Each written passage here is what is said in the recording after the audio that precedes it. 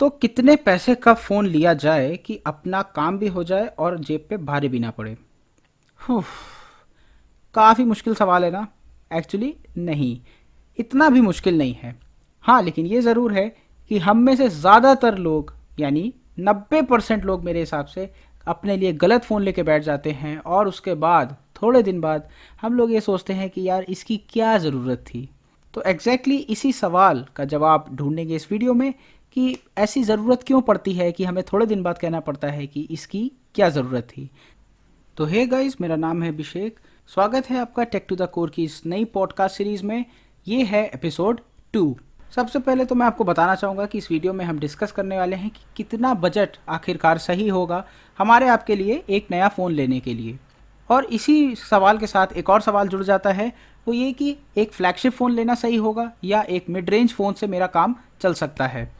तो सबसे पहले तो ये डिफाइन कर लेते हैं कि मिड रेंज फ़ोन क्या है और फ्लैगशिप फ़ोन क्या है। तो मेरे हिसाब से तो भाई मिड रेंज का मतलब ये है कि जो फ़ोन 15,000 से 30,000 तक के प्राइस पॉइंट पे आता है उसको मैं मिड रेंज मान लेता हूँ। और जो फ़ोन 50,000 रुपये या उससे ऊपर के प्राइस पे आता है, 1 लाख 2 लाख कितना भी हो सकता है, वो फ्लैगशिप फ़ोन को मैं मान लेता हूँ इस वीडियो में।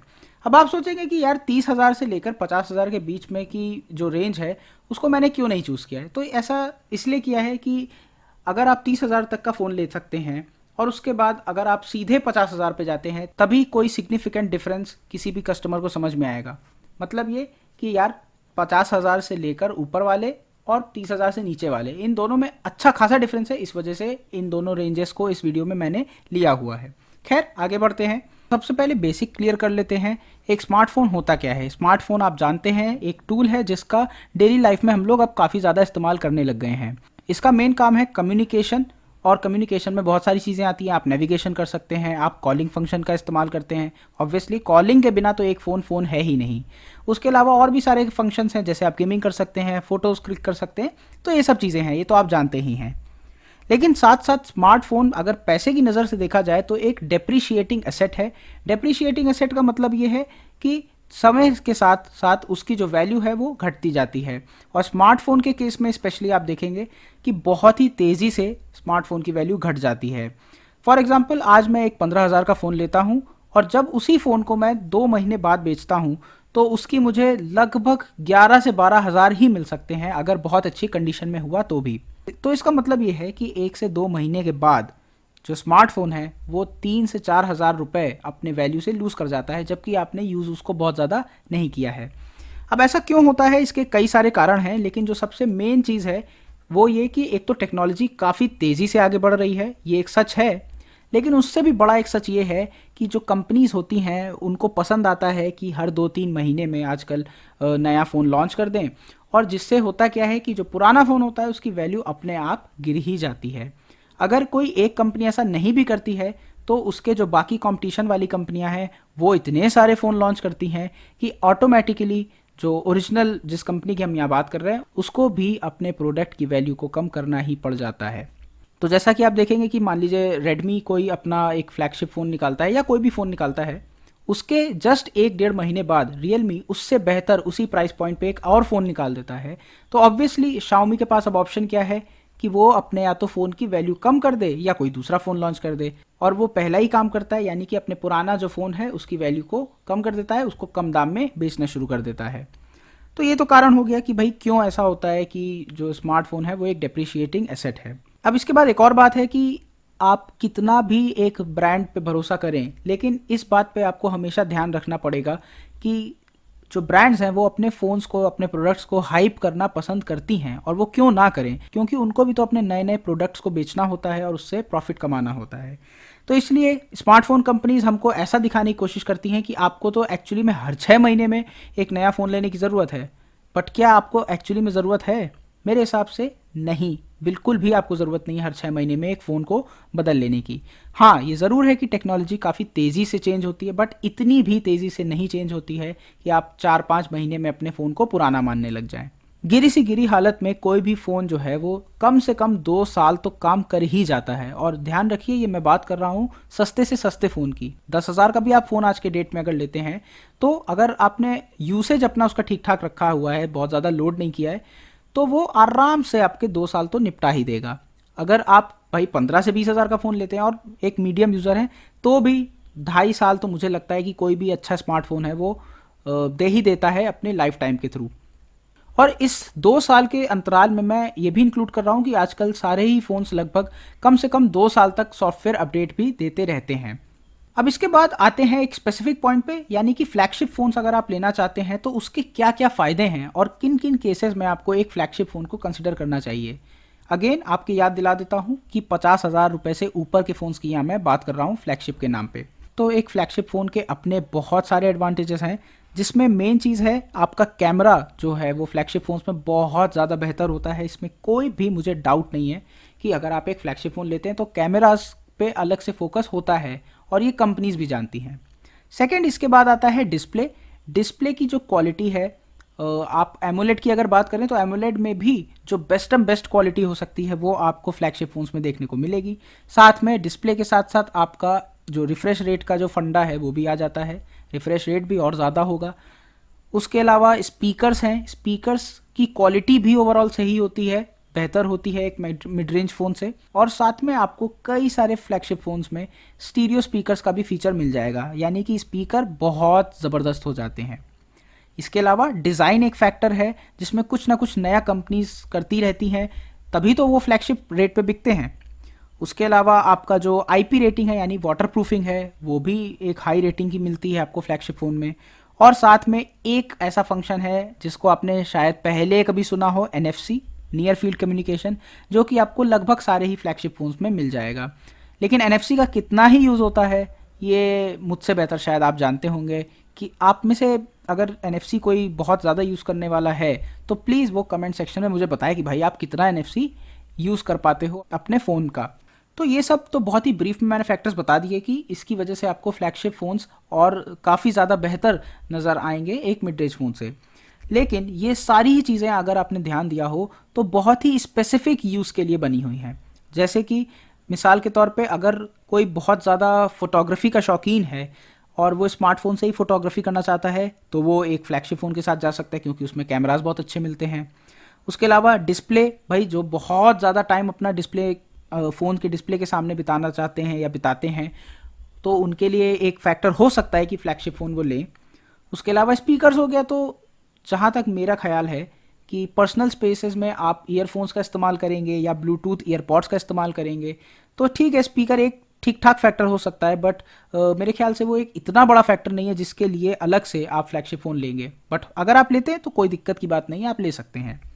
फिर उसके बाद आता है जो डिज़ाइन की बात है, तो डिज़ाइन हाँ डेफिनेटली अगर आप चाहते हैं कि अपने जो फ्रेंड सर्कल है या जो आप अपने रिलेटिव्स हैं उनके बीच में एक अलग नज़र आए तो फ्लैगशिप फ़ोन्स तो ज़रूर एक बहुत बड़ा एडवांटेज हो जाते हैं। स्पेशली अगर आप आईफोन जैसे फ्लैगशिप फ़ोन्स को लेते हैं तो उसकी एक अलग ब्रांड वैल्यू होती है। ऐसा नहीं है कि सिर्फ आईफोन के साथ एक ब्रांड वैल्यू है, सैमसंग के भी जो फ्लैगशिप फ़ोन्स हैं, जो एस सीरीज़ के, नोट सीरीज़ के जो फ़ोन्स हैं, उनकी भी एक अलग अपनी ब्रांड वैल्यू है और जिसकी वजह से लोग उसको लेते हैं और डिज़ाइन भी आपको काफ़ी ज़्यादा अट्रैक्टिव मिलेगी ऐसे फ़ोन्स की। और इसके अलावा आईपी रेटिंग और एनएफसी तो मेरे ख्याल से बिल्कुल भी ऐसे रीजंस नहीं हो सकते हैं जिसकी वजह से आपको अलग से 50,000 या उससे ज़्यादा के दाम का एक फ़ोन लेना पड़े, लेकिन ये आपकी पर्सनल चॉइस ज़रूर हो सकती है। अब अगर इसमें मेरा पर्सपेक्टिव मैं आपको बताऊं तो मेरा पर्सपेक्टिव तो जी ये कहता है कि फ्लैगशिप फ़ोन्स एक्चुअली में इंडिया में जितने भी लोगों के पास हैं उनमें से लगभग 70 से 80% लोग अपने फ्लैगशिप फ़ोन के फुल पोटेंशियल का इस्तेमाल नहीं कर पाते हैं। और ये एक ऐसी बात है जो मुझे लगता है कि काफ़ी ज़्यादा दुखद है, क्योंकि एज अ टेक रिव्यूअर मुझे पसंद नहीं आता है कि जब लोग सिर्फ और सिर्फ अपने ब्रांड वैल्यू के लिए एक फ्लैगशिप फ़ोन को ले लेते हैं और उसके बाद वो उसका सही से इस्तेमाल नहीं करते हैं। खैर, मैं अपने यहाँ पर्सनल इमोशंस को यहाँ अलग रखता हूँ। इन फ्लैगशिप फ़ोन्स की बात करने के बाद अब आते हैं सीधे कि आपको क्यों एक मिड रेंज फ़ोन लेना चाहिए या क्यों एक mid range phone flagship phone से बेहतर है। तो मिड रेंज फ़ोन्स के अपने फ़ायदे बताने से पहले मैं आपको 2-3 चीज़ें याद दिला देता हूँ। सबसे पहला कि फ़ोन्स आज के ज़माने में एक लग्जरी नहीं है, मतलब कि लगभग हर आदमी के पास या औरत के पास एक फ़ोन ज़रूर होता ही होता है। इवन अगर आप रूरल इंडिया में जाएं, गांव के इलाकों में जाएंगे तो भी आपको वहाँ पे फ़ोन नहीं बल्कि स्मार्टफोन देखने को मिल जाएगा ज़्यादातर लोगों के पास। अब ऑब्वियस सी बात है, सारे लोगों के पास एक स्मार्टफोन नहीं है, लेकिन अगर आप फ़ोन्स को एज अ कैटेगरी देखें तो ये कोई एक लग्जरी तो नहीं है, ये मुझे लगता है कि आप ज़रूर एग्री करेंगे इस बात पे। दूसरी बात ये है कि अगर 10-12 साल पहले की बात करें, जब सिर्फ एक या दो ब्रांड्स हुआ करते थे इंडिया में स्पेशली, जो कि स्मार्टफोन्स को बेचते थे, जैसे आप सैमसंग की बात कर लें, आप एप्पल की बात कर लें, या आप थोड़ा थोड़ा नोकिया की बात कर सकते हैं, लेकिन यहाँ फोकस मैं सैमसंग के ऊपर रखने वाला हूँ। हाँ, तो जब 10 साल पहले सैमसंग ही एक ऐसा ब्रांड हुआ करता था जिसके फ़ोन्स अच्छे आते थे और सैमसंग के फ़ोन्स की खासा डिमांड भी रहती थी इंडिया की मार्केट में, तो ऐसी कंपनीज़ के लिए मोनोपोली एक क्रिएट हो जाती थी और वो उस मोनोपोली का इस तरीके से फ़ायदा उठाते थे कि वो जो सस्ते फ़ोन्स होते थे, जो 15,000 20,000 रुपए के फ़ोन्स होते थे, पहली बात तो बहुत सारे ऑप्शंस होते ही नहीं थे इस रेंज में, लेकिन अगर कुछ होते भी थे तो ऐसे होते थे कि जो बहुत ही ख़राब परफॉर्मेंस देते थे, और ये वो जानबूझ के करते थे ताकि आपको वो ख़राब परफॉर्मेंस इतनी ख़राब लगे कि आप अपना बजट एक्सटेंड करें और उनका जो फ्लैगशिप फ़ोन है, जो 35,000 40,000 तक के जो फ़ोन हैं, उनको आप ख़रीदें, और उसके बाद जब आपको उनका एक्सपीरियंस अच्छा लगे तो उसके बाद आप अगेन बार बार फ्लैगशिप फ़ोन्स को ख़रीदते जाएं। तो ये एक तरीका होता था जिसकी वजह से एक तो जो ब्रांड्स थे सैमसंग एप्पल जैसे, वो अपनी मोनोपोली क्रिएट कर पाते थे और इसकी वजह से उनके जो फ्लैगशिप फ़ोन्स थे वो मिड रेंज से ज़्यादा बिकते थे। लेकिन ये सिनेरियो ज़्यादा दिन टिका नहीं, और इंडिया में जैसा कि आप जानते हैं कि कुछ दिनों बाद चाइनीज़ ब्रांड्स का आना जो है वो शुरू हो गया, और इसमें सबसे पहले जब Xiaomi as a brand, as a mobile brand India में आया, तो उसने तो बिल्कुल मार्केट को हिला दिया। रीज़न ये था कि चाइनीज़ जो कंपनीज थी वो अपने फ़ोन्स को बहुत ज़्यादा मार्केट नहीं करती थी, तो उसका कॉस्ट जो था वो काफ़ी कम हो जाता था। सिर्फ ऑनलाइन सेल्स में अपने फ़ोन्स को बेचती थी, तो इससे काफ़ी हद तक हाइप भी क्रिएट हो जाती थी, और साथ में उनको अगेन ज़्यादा खर्च नहीं करना पड़ता था पैसा दुकानदारों से बात करने में। तो इसका असर ये हुआ कि वो बहुत आसानी से बहुत ही अच्छे फ्लैगशिप लेवल के फीचर्स बहुत ही कम दाम पे कस्टमर्स को दे पाते थे। एग्जाम्पल के तौर पे आप देख सकते हैं कि जो शाओमी के 15,000 के शुरू शुरू में फ़ोन्स आते थे, वो लगभग सैमसंग के जो 40,000 के एस सीरीज़ के फ़ोन्स होते थे उनसे डायरेक्टली compete कर सकते थे। एग्जैक्टली फ्लैगशिप लेवल के तो नहीं होते थे, हाँ, लेकिन जो प्राइस का डिफरेंस है, जैसे 15,000 से लेकर जो 40,000 के बीच में 25,000 रुपये का डिफरेंस है, उसको जस्टिफाई नहीं कर पाता था सैमसंग, और इस वजह से आपने देखा कि इतने सालों में चाइनीज़ जो स्मार्टफोन ब्रांड्स हैं उनकी वैल्यू कितनी ज़्यादा बढ़ी है और वो कितने ज़्यादा हाई डिमांड में आजकल रहने लग गए हैं। लेकिन क्योंकि सैमसंग जैसी कंपनीज बड़ी कंपनीज हैं, सैमसंग और एप्पल ये सब, इनके पास बहुत सारा पैसा है, तो थोड़े साल बाद, 3-4 साल बाद इनको भी अकल आई थोड़ी सी, और इन दोनों कंपनीज ने भी अपने मिड रेंज फ़ोन्स लॉन्च करने शुरू कर दिए। एप्पल के केस में तो मिड रेंज का मतलब सिंपल सा ये है कि उन्होंने आईफोन एसई सीरीज़ लॉन्च करना शुरू कर दिया, जिसमें प्रोसेसर फ्लैगशिप था जो उनका उस समय बेस्ट आता था, सॉफ्टवेयर अगेन फ्लैगशिप था, उसके अलावा जो कैमरा क्वालिटी थी वो भी कोई फ्लैगशिप से कम नहीं थी, हाँ, लेकिन थोड़ी बहुत कमियां थी उस फ़ोन में। लेकिन अगर बात करें सैमसंग की, तो सैमसंग ने तो बहुत ही ज़बरदस्त यू टर्न लिया था। सैमसंग पहले भी मिड रेंज फ़ोन निकालता था, लेकिन वो बहुत ही, जैसा मैंने पहले बताया, बहुत ही बेकार होते थे। लेकिन सैमसंग ने ये सीख इस तरीके से ली कि उनके जो मिड रेंज फ़ोन्स थे वो भी बेहतर होने लग गए, और आज के समय में आप देख सकते हैं जो एम सीरीज़ के फ़ोन्स हैं, जो ए सीरीज़ के फ़ोन्स हैं, वो सैमसंग के वन ऑफ द बेस्ट हैं, और मिड रेंज में कई बार आपको देखने को मिलेगा कि सैमसंग के फ़ोन बेस्ट परफॉर्मिंग फ़ोन हो जा रहे हैं। तो ये जो चाइनीज़ फ़ोन्स और चाइनीज़ ब्रांड्स का जो प्रेशर था, ये सैमसंग ने इसको पॉजिटिवली इसका इस्तेमाल किया, और अल्टीमेटली उन्होंने भी मिड रेंज फ़ोन्स बहुत अच्छे निकालना शुरू कर दिए। इस सब खेल में जहाँ पे आप देख सकते हैं कि जो शुरू में चाइनीज़ कंपनीज आई, उन्होंने मिड रेंज फ़ोन्स ही बनाना शुरू किए, उन्होंने कोई फ्लैगशिप फ़ोन्स नहीं बनाए, और एक तरफ सैमसंग फ्लैगशिप पे ऑलरेडी फोकस कर रहा था। ऐसे में एक कंपनी आती है जिसका नाम है वन प्लस। अगेन वो भी एक चाइनीज़ कंपनी थी, लेकिन उसने एक ऐसी मार्केट को पकड़ा जिसको कि बहुत ही कम लोगों ने अभी तक टैप किया था, और वो थी एक फ्लैगशिप किलर की मार्केट। जी हाँ, वन प्लस, जैसा कि आप जानते होंगे कि वन प्लस 30,000, एग्जैक्ट 30,000 रुपये के प्राइस पॉइंट पे अपने फ़ोन को लॉन्च करता था, और वो अपने फ़ोन्स में बहुत ही जो यूज़फुल फ्लैगशिप फीचर्स थे उनको ऑफर करता था, और जिसकी वजह से उनके फ़ोन्स बहुत ही बैलेंस्ड बन जाते थे। और इसी का नतीजा है कि वन प्लस ने बहुत सारे फ़ोन्स बेचे, और एक फ्लैगशिप किलर कंपनी का जो टैग है वो वन प्लस के साथ जुड़ गया। हाँ, ये एक बात अलग है कि अब आज के समय में, आज वन प्लस की अगर आप बात करो, तो वो प्रॉपर फ्लैगशिप फ़ोन्स बनाने में फोकस करता है, और उनका जो फ्लैगशिप किलर वाला कंसेप्ट है वो आज कहीं ना कहीं खो चुका है, कहीं ना कहीं किल हो चुका है। खैर, उसकी बात हम कभी और करेंगे। फिलहाल मिड रेंज की ही बात करते हैं, और अब आते हैं हम कि मिड रेंज में ऐसे क्या एडवांटेजेस हैं जिसकी वजह से वो फ्लैगशिप से बेहतर साबित हो सकता है। देखिए, सबसे बड़ा एक फैक्टर तो ये है कि मिड रेंज हमेशा आपको फ्लैगशिप फ़ोन से बेहतर बैटरी परफॉर्मेंस देने वाला है। आप हमेशा देखेंगे कि मिड रेंज फ़ोन्स में बैटरी 5000 mAh, 6000 mAh और 4500 mAh से नीचे की तो आपको देखने को मिलेगी ही नहीं। जबकि फ्लैगशिप फ़ोन्स की आप बात करें तो 4000 mAh, कुछ में तो आपको 3500 mAh की बैटरी मिलेगी।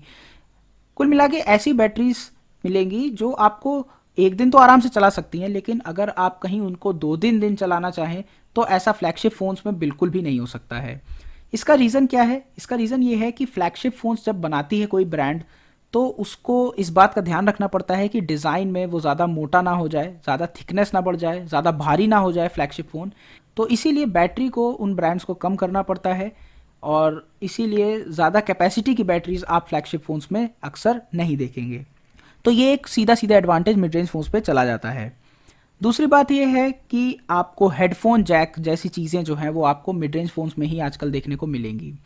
जी हाँ, कई लोगों के लिए आज भी, इवन मैं भी एग्री करता हूँ कि वायर्ड ईयरफोन्स के लिए जो 3.5 mm हेडफोन जैक होता था वो बहुत ज़रूरी है आज भी, लेकिन आपको फ्लैगशिप फ़ोन्स में अनफॉर्चुनेटली ये जो हेडफोन जैक है वो नहीं मिलेगा। तो एक थोड़ा कन्वीनियंस का इशू ज़रूर हो जाता है। इसके अलावा कुछ लोगों के लिए ये ज़रूरी हो सकता है, लेकिन आपको एक्सटर्नल एसडी कार्ड डालने का भी ऑप्शन मिड रेंज फ़ोन्स में ही सिर्फ मिल पाएगा। फ्लैगशिप फ़ोन्स तो मेरे ख्याल से कोई भी ऐसा नहीं है जिसमें कि आप मेमोरी कार्ड को डाल सकें या एसडी कार्ड का सपोर्ट जिसमें हो।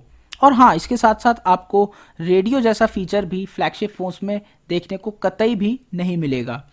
और इनकन्वीनियंस की मैंने बात करी तो मुझे ये भी याद आया कि फ्लैगशिप फ़ोन्स में कई सारे ऐसे फीचर्स आए थे एक समय में जो कि आज आपको किसी भी फ़ोन में देखने को नहीं मिलेंगे।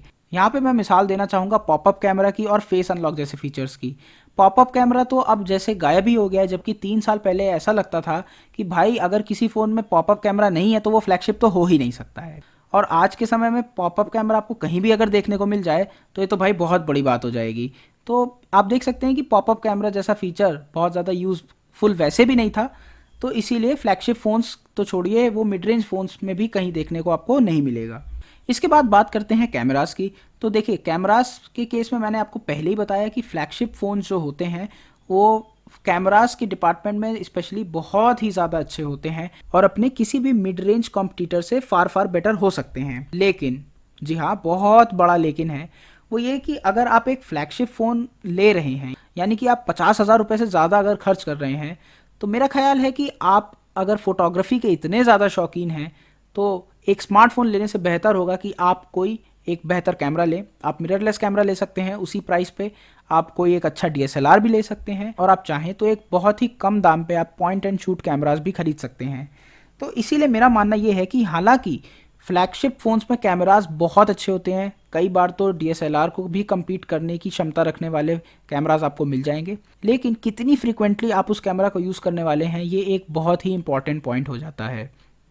तो इसीलिए यहाँ पे भी मुझे लगता है कि मिड रेंज फ़ोन्स, क्योंकि आजकल ऐसे कैमरास के साथ आते हैं जो कि लगभग 70% ऐसी परफॉर्मेंस दे देते हैं जो कि एक फ्लैगशिप फ़ोन देता है, और नॉर्मल सर्कमस्टेंसेज में आपको उससे ज़्यादा परफॉर्मेंस की एक्चुअली में ज़रूरत होगी भी नहीं। हाँ, लेकिन अगर आप नाइट फोटोग्राफी बहुत ज़्यादा करते हैं तो डेफिनेटली आपको एक फ्लैगशिप फ़ोन के साथ ही जाना चाहिए।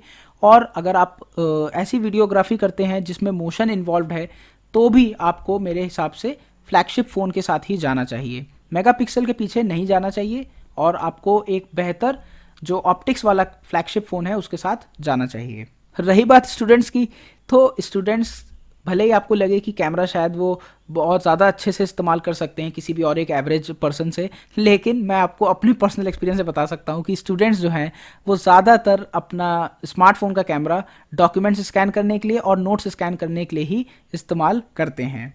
तो किसी भी एक नॉर्मल यूज़र के लिए कैमरास जो है मोर देन इनफ परफॉर्म करते हैं, और मिड रेंज में तो आपको भाई क्वाड कैमरा और ट्रिपल कैमरा सेटअप तो फ्लैगशिप फ़ोन से भी ज़्यादा देखने को मिल जाएगा। कुल मिला के मतलब यही, कैमरास के लिए भी आपको बहुत ज़्यादा स्पेशली टेंशन लेने की ज़रूरत नहीं है। आप मिड रेंज फ़ोन भी लेंगे तो उसमें आपको मोर देन इनफ कैमरास आपको मिल जाएंगे। इसके बाद अगर डिस्प्ले की बात करें तो हाँ, डिस्प्ले में भी जैसे मैंने बताया कि फ्लैगशिप फ़ोन्स में आपको बहुत ही ज़्यादा हाई ग्रेड के डिस्प्लेस मिल जाएंगे। लेकिन अगर 2022 की बात करें तो 15,000 के प्राइस पे ऐसे फ़ोन्स आते हैं, रियलमी और रेडमी के ऐसे फ़ोन्स आते हैं पोको के ऐसे फ़ोन्स आते हैं जिसमें आपको एक सुपर एमोलेड डिस्प्ले मिल जाएगा। ये तो बहुत ही कमाल की बात है, जो कि आप 5 साल पहले या 3 साल पहले भी आप सोच ही नहीं सकते थे कि 15,000 रुपये पे आपको इतने अच्छे डिस्प्लेज मिलेंगे। और ऐसा नहीं है कि सिर्फ डिस्प्लेज ही अच्छे मिलते हैं, साथ में आपको प्रोसेसर जो उसमें मिलता है वो भी काफ़ी कॉम्पिटिटिव होते हैं, और ऐसे प्रोसेसर्स मिलते हैं जो कि आपका लगभग 2 से ढाई साल का काम बहुत ही आराम से निकाल सकते हैं। आपको गेमिंग भी करेंगे तो भी उसमें दिक्कत नहीं आएगी। तो इसलिए मेरा मानना है कि प्रोसेसर के मामले में भी आपको बहुत ज़्यादा टेंशन लेने की ज़रूरत नहीं है। मिड रेंज फ़ोन्स में भी इतने अच्छे प्रोसेसर आते हैं कि वो आपका बहुत ही आसानी से काम निकाल सकते हैं। और दोस्तों, सबसे आखिरी पॉइंट मेरा जो मिड रेंज फ़ोन्स के फेवर में जाता है वो है थेफ्ट या रिपेयर कॉस्ट।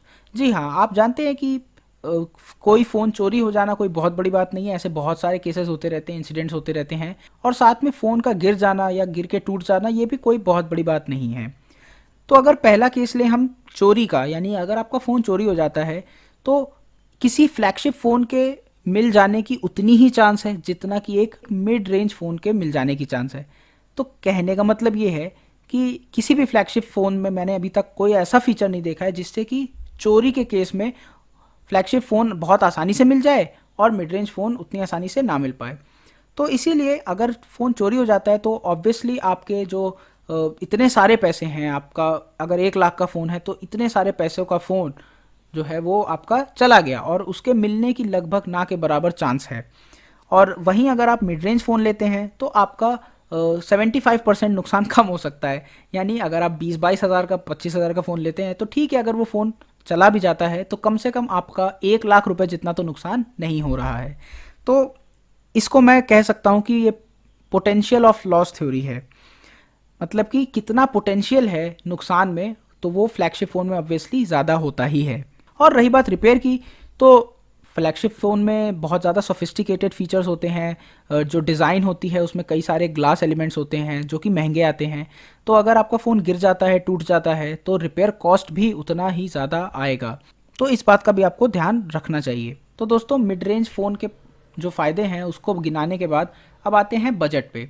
तो देखिए, बजट और प्राइस से रिलेटेड 2-3 पॉइंट्स हैं जो आपको ध्यान रखने चाहिए। पहला तो ये कि अगर आप एक इतना ज़बरदस्त तरीके से डेप्रिशिएटिंग एसेट जो है उसको ख़रीदते हैं तो आपका नुकसान तो है ही। उसके अलावा आप उन पैसों को सेव करके, जो एक्स्ट्रा पैसे आप खर्च करते हैं किसी एक फ्लैगशिप फ़ोन पे, उनको बचा के आप अपने बाइक या कार की ईएमआई पे कर सकते हैं। आप कोई और ऐसी चीज़ ले सकते हैं जो कि इससे ज़्यादा वैल्यू फॉर मनी हो, जैसे आप रेफ्रिजरेटर ख़रीद सकते हैं, आप अपना घर का कोई भी अप्लायंस खरीद सकते हैं। और ये एडवाइस स्पेशली मैं उन लोगों के लिए दे रहा हूँ जिन्होंने अभी अपना जॉब शुरू किया है, या जो स्टूडेंट्स हैं जिनको एक लिमिटेड अमाउंट ऑफ पैसा मिलता है।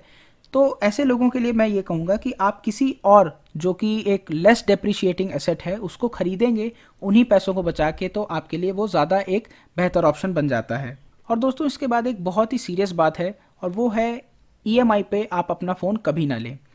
इसका रीज़न मैं आपको बताता हूँ क्यों। देखिए, सबसे पहला तो रीज़न ये है कि ईएमआई पे जब आप किसी फ़ोन को लेते हैं तो आपके पास एक बर्डन बन जाता है उसकी ईएमआई पे करने का, ऑब्वियसली।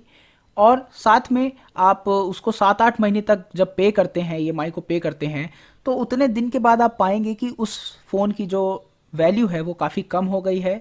जैसा कि मैंने आपको बताया कि एक डेप्रिसिएटिंग एसेट होता है।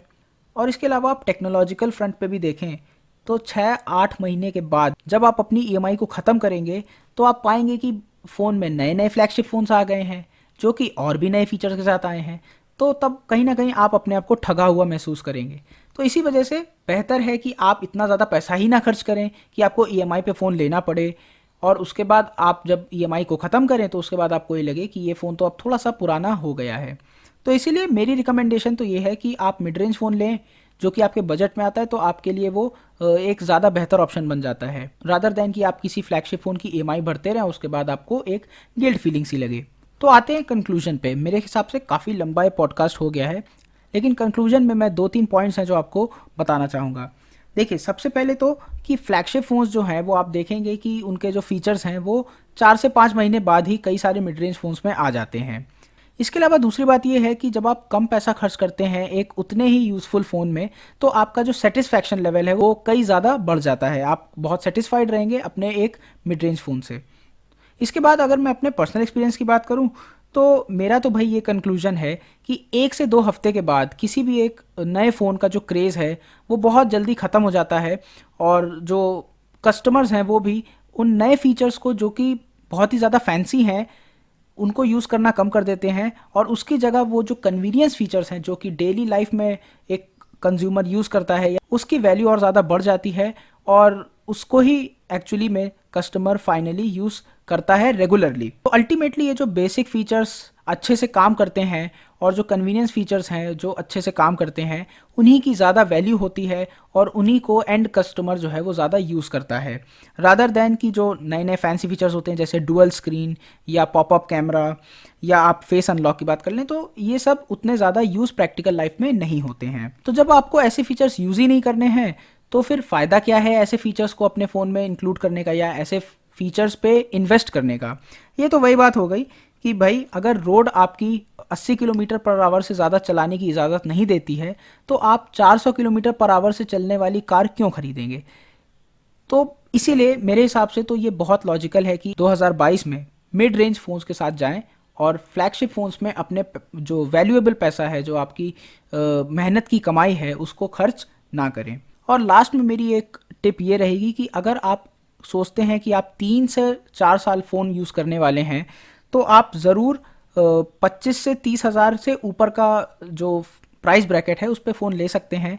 लेकिन अगर आपको किसी फ़ोन को सिर्फ 2 से 2.25 साल या 2.5 साल तक आपको यूज़ करना है तो मेरे ख्याल से जो सबसे स्वीट पॉइंट रहता है, जो सबसे बेहतर एक्सपीरियंस आपको देगा थोड़ा सा फ्लैगशिप का, और मिड रेंज के तो फ़ायदे लेके आएगा ही, वो मेरे हिसाब से 25 हज़ार से लेकर 30 हज़ार रुपये का एक प्राइस सेगमेंट है जो कि मेरे हिसाब से सबसे अच्छा रहेगा।